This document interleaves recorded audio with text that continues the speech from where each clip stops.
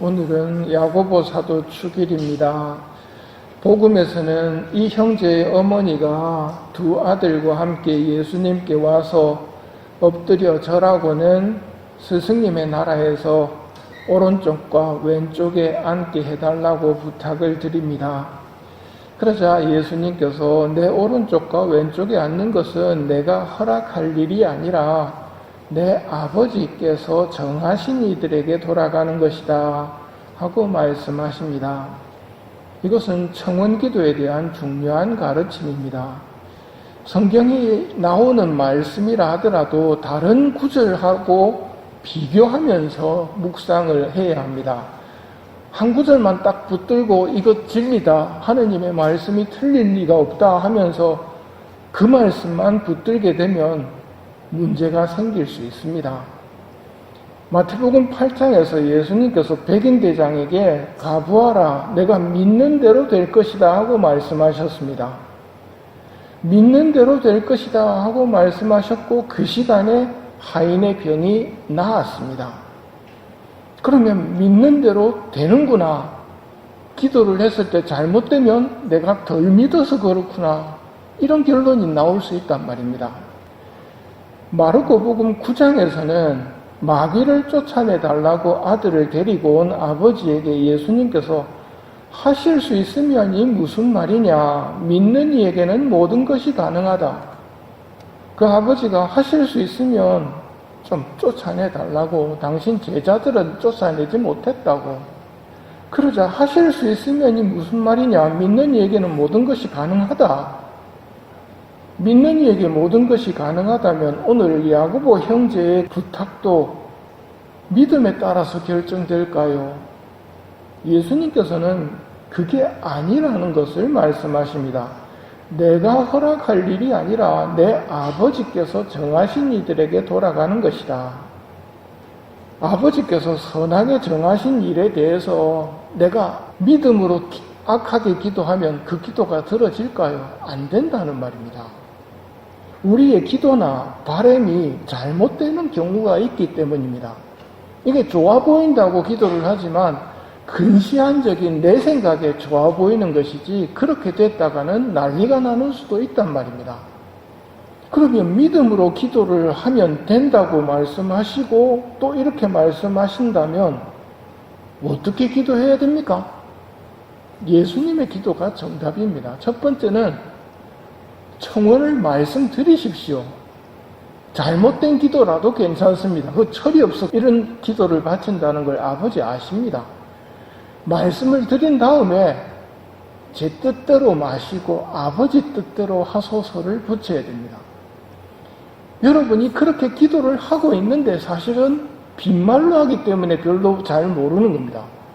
어디에서 그렇게 하고 있습니까? 아버지의 뜻이 하늘에서와 같이 땅에서도 이루어지소서 하고 기도하고 계시지요. 아버지 뜻이 이루어지게 해달라고 기도해놓고는 막상 기도할 때는 아버지 뜻은 제쳐놓고 이거는 꼭 들어주셔야 됩니다 하고 기도를 하는 경우가 있단 말입니다. 그래서는 안 됩니다. 오늘 이야기의 배경부터 한번 살펴보면 이 형제의 청원을 바치기 직전에 예수님이 무슨 말씀을 하고 계시느냐면 당신의 순환과 죽음에 대해서 말씀하십니다. 예루살렘으로 올라가시는 도중에 12제자를 가까이 불러서 조용히 말씀하십니다. 지금 우리가 예루살렘으로 올라가고 있다.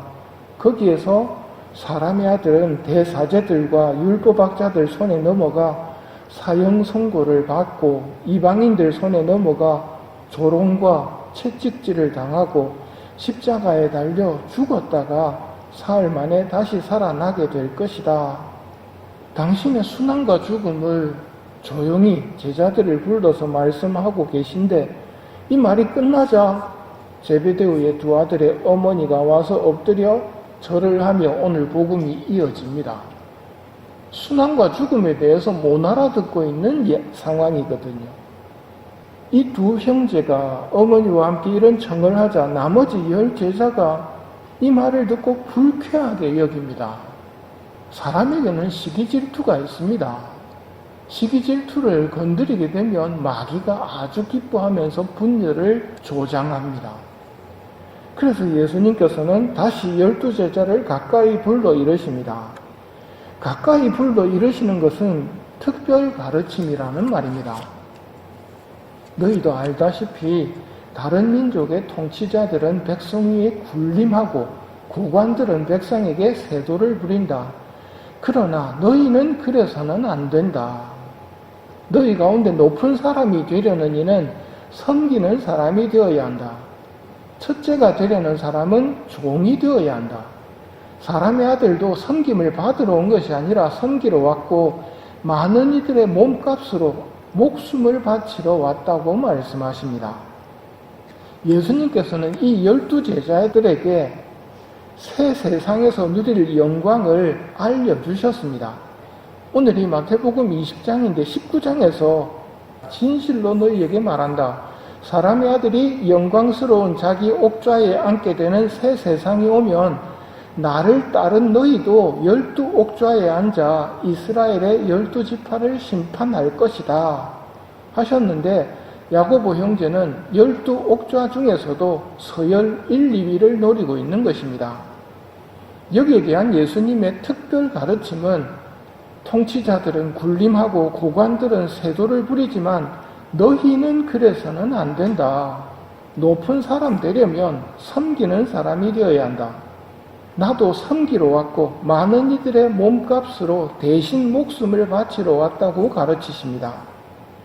영원한 세상에서 높아지려는 것은 좋은 일이지만 영원한 세상에서 높아지려면 여기서는 낮아져야 한다는 겁니다.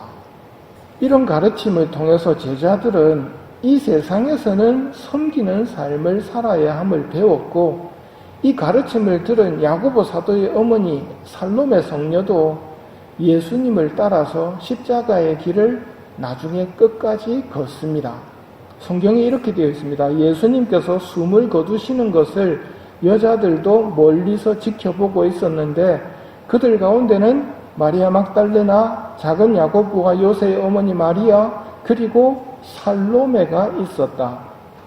안식일 다음 날 마리아 막달레나와 야고보의 어머니 마리아와 살로메는 무덤에 가서 예수님께 발라드리려고 향료를 샀다.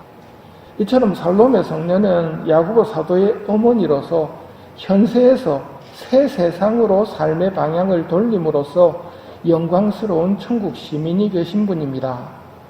우리도 새 세상에서의 영광을 추구할 줄 아는 지혜를 이 미사 중에 청하도록 합시다.